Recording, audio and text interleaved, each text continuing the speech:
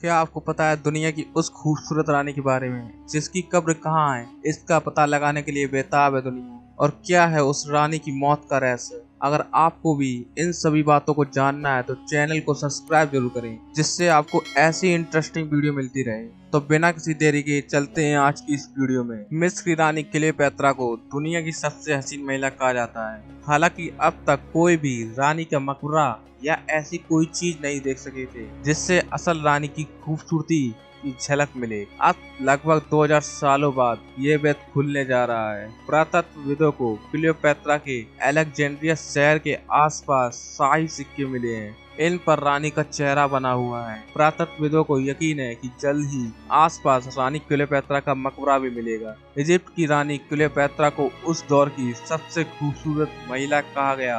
वैसे जिस रानी की खूबसूरती और दिलकश सदाओं की इतनी चर्चा होती है, उनके बारे में कई दूसरे बातें छुपी रह गई। माना जाता है कि रानी बहुत बुद्धिमान थी और भाषा सीखने में उनका कोई मुकाबला नहीं था। हिस्ट्री कॉम की रिपोर्ट में इजिप्ट के एक्सपर्ट मानते थे कि क्लियोपेत्रा को दर्जन भर भाषाएं आती थी। वो ऐसे ही लोगों को दोस्त मानती थी जो दिल और दिमाग दोनों से ताकतवर हो। मिस्र की आखिरी और सबसे चर्चित रानी क्लियोपेत्रा को 2000 साल पहले उनके प्रेमी मार्क एंटनी के साथ उनके मकबरे में दफनाया गया। उस दौर के लेखकों ने पूरी घटना को दर्ज किया। लिखा गया कि क्लियोपेत्रा का मकबरा इजिप्ट के देवी के मंदिर के करीब था।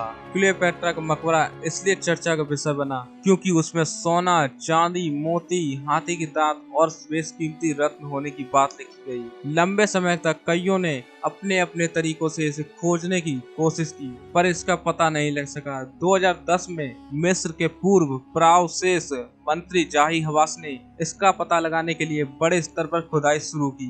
लाइफ साइंस की रिपोर्ट कहती है कि तमाम ऐतिहासिक प्रमाणों को देखने और समझने के बाद उन्होंने अलेक्जेंड्रिया के आसपास एक साइट पर खुदाई कराई, जिसे अब तपोसिरियस मैग्रा कहा जाता है। यहाँ पर उस युग की कई कब्रें हैं जब क्लियोपेत्रा चतुर्थ ने मिस्र पर शासन किया था। खुदाई के दौरान वहाँ पर उस दौर की ऐसी चीजें मिली जो चौंकाने वाली थी, लेकिन क्लियोपेत्रा का मकबरा वहाँ नहीं था। वहाँ पर 2 मम्मी मिली। कहा गया कि 2000 साल पहले क्लियोपेत्रा को यहीं दफनाया गया। कहा जाता है कि मिस्र में 365 एडी में एक तेज भूकंप के कारण क्लियोपेत्रा का मकबरा ध्वस्त हो गया। इस पर शोधकर्ता कैथलीन मार्टिनेज का कहना था कि अलेक्जेंड्रिया शहर के 48 किलोमीटर की दूरी पर कुछ ऐसे सबूत मिले जिनसे पुष्टि होती है कि क्लियोपेत्रा का मकबरा कहाँ था। इतिहास में इजिप्ट की जिस आइसिस देवी का जिक्र किया वहाँ भी खुदाई की गई। कैथलीन कहती है कि मंदिर के आसपास खुदाई के दौरान 200 शाही सिक्के मिले। उन सिक्कों पर क्लियोपेत्रा का चेहरा बना हुआ है। क्या वाकई में खुदाई वाली जगह पर कनेक्शन था क्लियोपेत्रा से?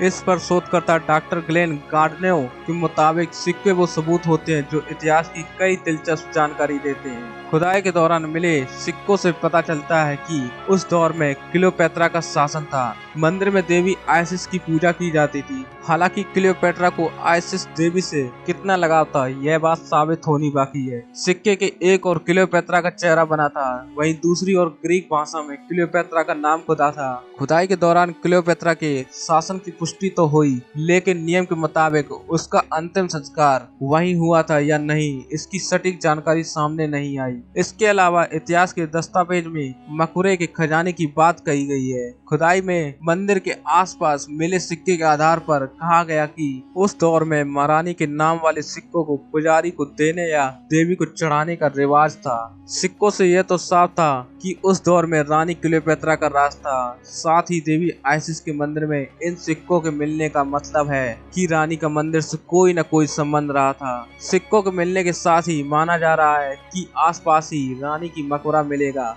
जिसके मिलने पर उनकी मम्मी भी खोज निकाली जाएगी। यह खोज पुरातत्व के लिहाज से शानदार होगी। साथ ही यह राज भी खुल सकेगा कि दुनिया की सबसे खूबसूरत कहलाने वाली रानी आखिर में कितनी सुंदर रही होगी। वैसे ये भी कहा जाता है कि रानी असल में उतनी खूबसूरत नहीं थी, बल्कि वो भी उस दौर में सौंदर्य प्रसाधनों का उपयोग करती थी जिसकी कोई कल्पना तक नहीं कर सकता।